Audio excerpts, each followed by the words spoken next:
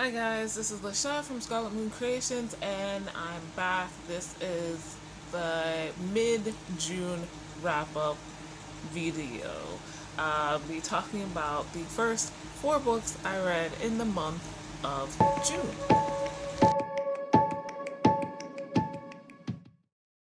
So, before I get into the books, I want to say that I literally June 1st decided to join in on the Olympic Games readathon. This is a readathon. I forget who is hosting it. I'll put their name and link the announcement video in the description down below. But this is a readathon based on the Percy Jackson and the Olympians middle grade series, a series that I had not read, but I had heard about, and I had the first book, The Lightning Thief, out from the library since since last year. I was going to attempt to read it for the first Believeathon in December, didn't get around to it, kept renewing it because it was still available, and I wanted to give it a shot. And I saw this readathon and I was like, well, let's see. And basically, how it's split up is that you pick a team based on an Olympic god, and you can either choose Rick Riordan's, and that's the author of the Percy Jackson series and 2 other series, I found out. But you can go to his website and he has like a quiz, a very short, like 4 or 5 question quiz that you can take and pick your god, or you can pick random. And honestly, personally, my favorite Olympian gods are Hades and Hermes, and I was like, we'll see. I looked at the prompts and they seemed to fit, but I was like, let me take the quiz, and I showed that in a vlog, me taking the quiz, and I got Hades. And what was extra cool is the fact that in the prompts, there are 5 prompts for each Olympian, and the 5th prompt is connected to another god, and the connection between Hades and Hermes was there. So one of the prompts was to pick a prompt from the Hermes prompt list. There are also additional prompts. I forget how they're called, like that official title, but whatever have you, I decided to do those as well. So that meant me reading a total of 7 books. Now, what really pushed this forward for me was the fact that I had an idea of what books I wanted to read for the month of July.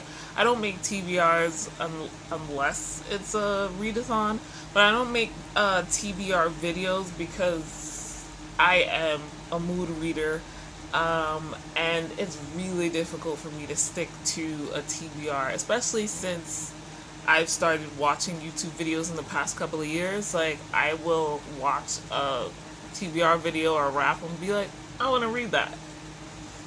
And that's how my mood changes, and I'll want to put aside the book that I'm currently reading. So there's that. But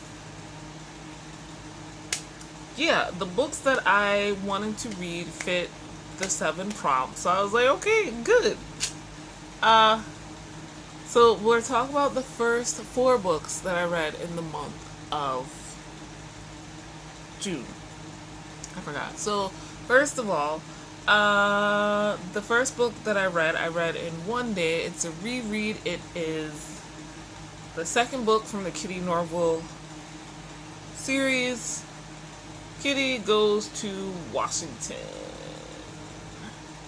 So this is by Carrie Vaughn. This is a urban fantasy series. I don't want to say it's a paranormal romance because while she has relationships, they don't stick.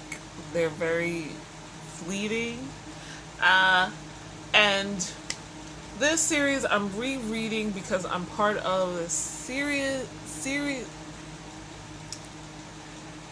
serious overload of series group on Goodreads, and this is the 2020 series read.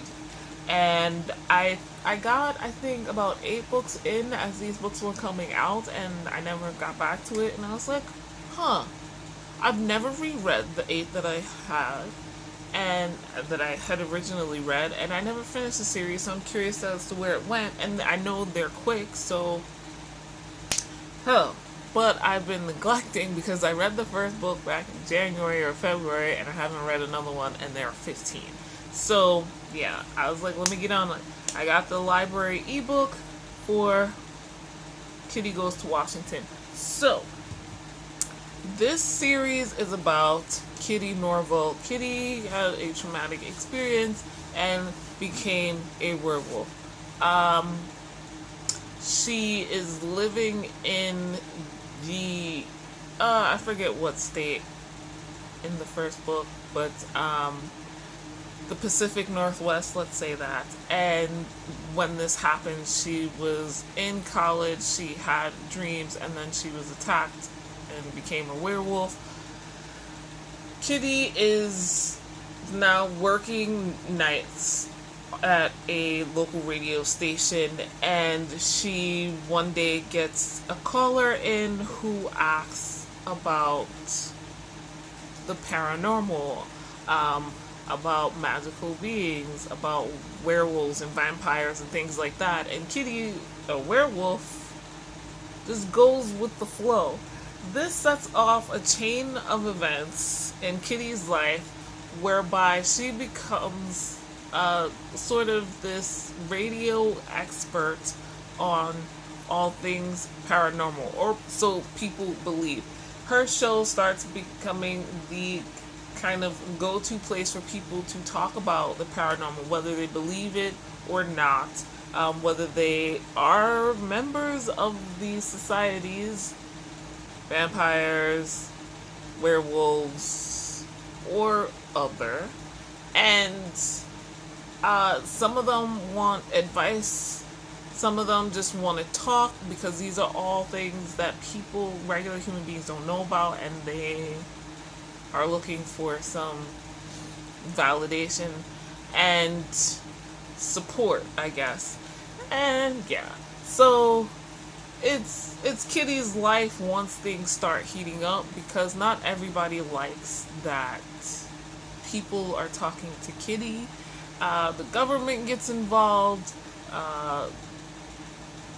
Leaders of the various races and factions in the paranormal society get involved, and Kitty is not, she's not the leader of her pack. She's the bottom of the totem pole. So, you know, her pack members are not exactly happy either. But this is also kind of like Kitty coming into herself and changing, because she's kind of was quiet, laid back girl. So yeah, this is book 2. Kitty goes to Washington DC for the first time, and 'tis interesting.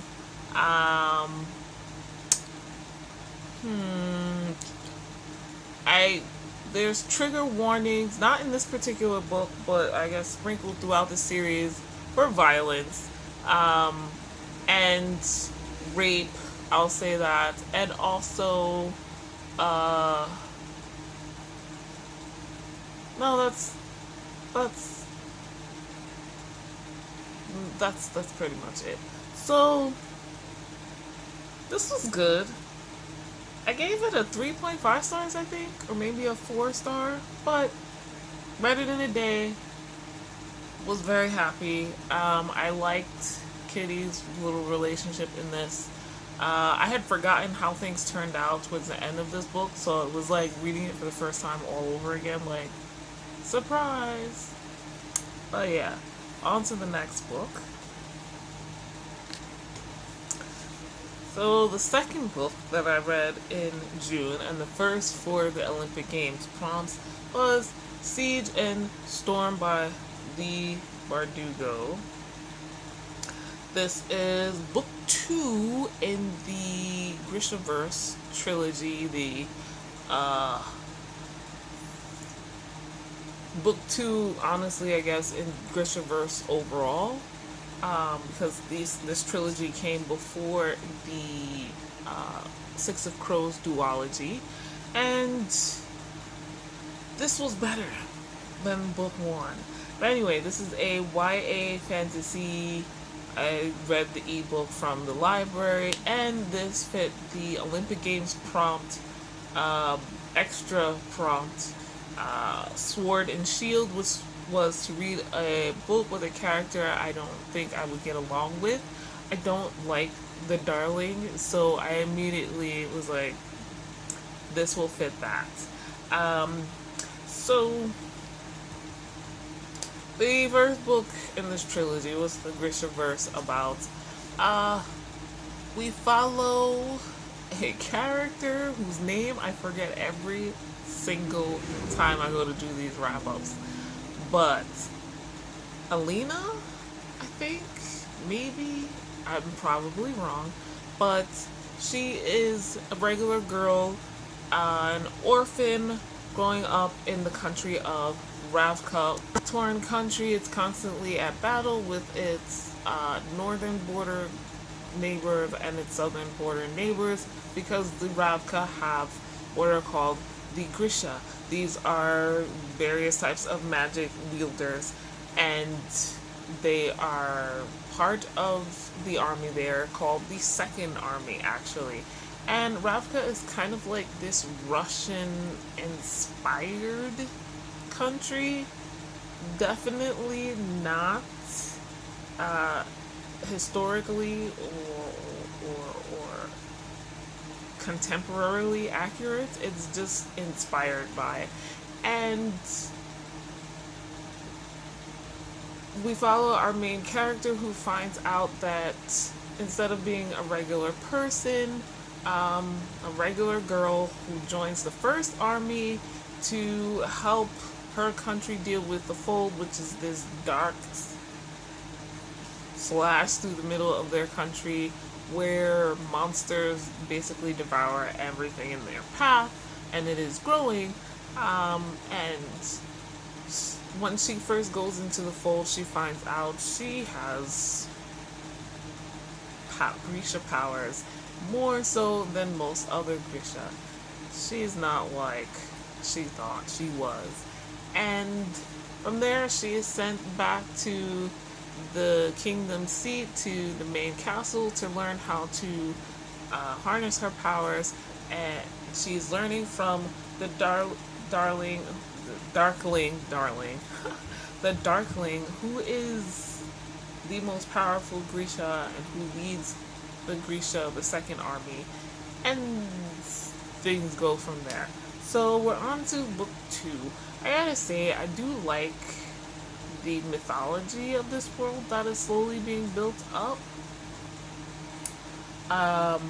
Book two follows right after the ending of book one, and honestly, the way book one ended and the way book two started kind of feels like it was a convenience for a plot device or development. Now I'm thinking about it, not happy with that. We are introduced to everyone's favorite character for the series, Nikolai, and I do like him. I still like Mal. And yeah, there was a lot going on in a short amount of time. I don't really feel like she knew what she was doing. I feel like most of them don't know what they're doing and are not very good at hiding it. The ending, like the big battle at the end, was like really, whoa, I wasn't expecting that, which was a surprise. But just the way it happened was a surprise. We were building up to it, and then the way it came about was like, what? Okay. And I find myself still wondering, what are the adults doing here? And then I realized who the adults are, and I'm doubly disappointed. But this was better than the last one. I found everyone more interesting than I did it in the first book. So I will continue and finish out this whole Grishaverse trilogy probably next month. I gave this 4 stars, and I think that was based off of how I felt about the first book. I was like, well, I can't give it the same thing because I definitely enjoyed this more and thought better of it more, but yeah, so I might have to adjust those. The third book I read in June was Robin Hobb's Royal Assassin. I don't know if you can see that properly, but yeah. So I read this. This is the second book in the Farseer. This is the second book in the Farseer trilogy, and also the second book in the overall Elderling series. And I read this as part of Elderlingalong, which is a read-along that's happening for the rest of this year and potentially part of next year. We're reading the Elderling books, and this read-along is run by Becca and the Books over on YouTube and Twitter. I'll link the video, her announcement video, down below. And we're reading, for the most part, a book every 2 months. This was the book pick for April and May. I didn't realize it till the last week of May, and then things were happening, so they pushed back the live show until June 14th, and I read it that week. And I'm super glad I did. I read the ebook from the library. Most of the books I read this month in particular were ebooks because, yeah. So, this is book 2. This series, we're following Fitz, and things really, for me personally, the action, not just like fight scenes or whatever, but like tense moments really happened a lot more often in this book than they did in the first one. I really enjoyed the first one, but I really loved this one. So yeah, we're following Fitz, who is a bastard. He is actually the heir to the throne's bastard, we find out in the very first pages of the first book. And he grew up away from his father. He doesn't remember the first 6 years of his life. His first memory is his supposed grandfather bringing him to the keep, saying he's no longer going to take care of his child. That chivalry, his father, should now take care of him, and he is left with the man in charge of the stables, basically. But this person is someone who's very close to Fitz's father, so that's not so bad, except as soon as Fitz is brought back to the kingdom's seat, his father abdicates the throne and goes off somewhere else. So now Fitz is in this new place, this new world, practically doesn't know what to do. He's basically raised to be a stable boy by the man in charge of the stables and all the animals for the king, and he finds out he has some sort of magical powers, but has to keep it a secret.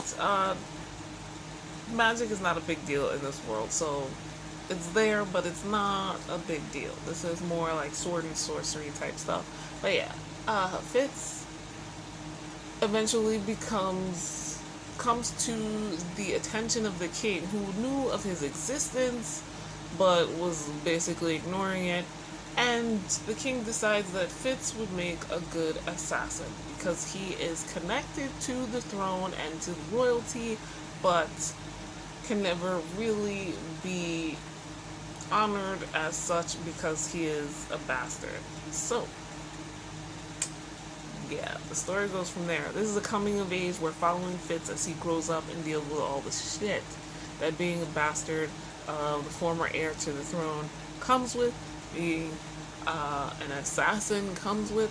This is not like action-packed assassinations and things like that. That's not what this is about. It's there, but I think it's a pretty accurate view of what being an assassin, at least in this type of medieval setting, would be like. Like, your life is kind of shit, and Fitz be going through it, and I quite enjoy his point of view, his first person point of view. What I really like is that in this particular book, Fitz is a little older and a little more aware, and he's a teenager, so there's a lot of like hormones and emotions and things, but he's also like growing up, so he wants more agency. He has more of his own thoughts, and it's not just like, oh, you know, like a child following what other people tell you. And unfortunately, because of his position in life and how he was born, that those things clash a lot. So you also just love the characters, seeing them through Fitz's eyes. Like, even the people we don't like them because Fitz doesn't like them, and I feel like Fitz has a pretty good reason not to like those people. But they're rich in their motivations and their actions because this is so well written. And I kind of joined this read along because of FOMO, like fear of missing out, and I like everything that Becca like does. Not necessarily things she reads, but everything she does as far as book 2. And so I was like, alright, let's give this a shot. And the first book was good enough to make me want to continue, and now I have this super long series on my TBR because it's that good. So thanks, Becca. This I read for another prompt in the Olympic Games, and that was monster fighting, to pick a book featuring magical creatures. And there are definitely some magical creatures in the Farseer trilogy, if nothing else. Now, the next and last book I'll talk about in this video is book 2 in the Mistborn Second Era trilogy, Shadows of Self. This is by Brandon Sanderson. This is, like I said, book 2 in the Mistborn Era 2, but that means this is book 5 in the Mistborn series as a whole. And man, it started off kind of sad and it ended kind of sad. Not kinda, it was painful. I wasn't expecting that. This is another where I like this one better than the first. And I gave Royal Assassin a 4.5 out of 5 stars. This I read as an ebook as well from the library. This is a continuation of the Mistborn series. Obviously, this is 300 years in the future after the end of the third book in the Mistborn Era 1 trilogy, Hero of Ages. And I'm reading this with some people on Instagram. I think the hashtag we're using is Sanderson Summer, or Summer of Sanderson, something like that. But in this we're following Waxilium Ladrian, I think is how his last name is pronounced. But Wax was basically raised a privileged life as one of the, let's say, gentry of Elendil. And he decides that at like 20 or something that he doesn't want to live this life. So he leaves the city and goes out to what's called the Northern Roughs. This is basically like the Wild Wild West. And Wax becomes a lawman out in the wilds of the Northern Roughs for like 20 years until he finds out that his uncle and aunt and his sister, because I mistakenly said his cousin in the last wrap up for the first book, his sister were killed in a tragic accident, and now he is the heir to their family estate, and all of the people that work for them are depending on him to somehow bring money back into the estate so that they can continue, having a living and whatnot. So Wax heads back to Elendil, the big city, and doesn't quite fit in. But he winds up in the middle of this murder mystery, basically, and since he has the lawman background, he goes out to try and solve it. And we meet people from both his past and his present, both in the city and from the Roughs, and it's interesting. And we find out there's an overarching plot for all three. So the first book was fun and interesting, more, like I said, like Wild Wild West than the TV show or the movie, than like any other more serious Western. But still good and interesting, and I wanted to read the next one anyway, continuing my Mistborn / Cosmere along reading. And this one is better. Everybody is more settled in their characters and their place in the story, I feel like. Particularly Marcy. I like Marcy better. Wax finds out some hard truths in this that I don't think anyone was expecting. This one, I think, out of the 5 books so far, is the most religious. Not in a bad way, but in a very, like, kind of spiritual awakening / questioning your beliefs kind of way. And I like that. We get more background on Wayne, who I absolutely love. Wayne can do no wrong and has done no wrong. In my eyes, I would marry that man in a heartbeat, but he has no interest in anyone besides Renette. And that's okay, because Renette is that bitch. But, let's see. The plot did not go where I thought it would after the end of the first book, but it was still interesting and unexpected, and it makes me wonder how Brandon Sanderson was able to do all of this in such a short book when everything else in this Cosmere world and the first Mistborn era trilogy is 2 to 3 times as long. So I gave that a solid 4 stars, and I read that for the Olympic Games prompt, Underworld, to read a book with a dark cover.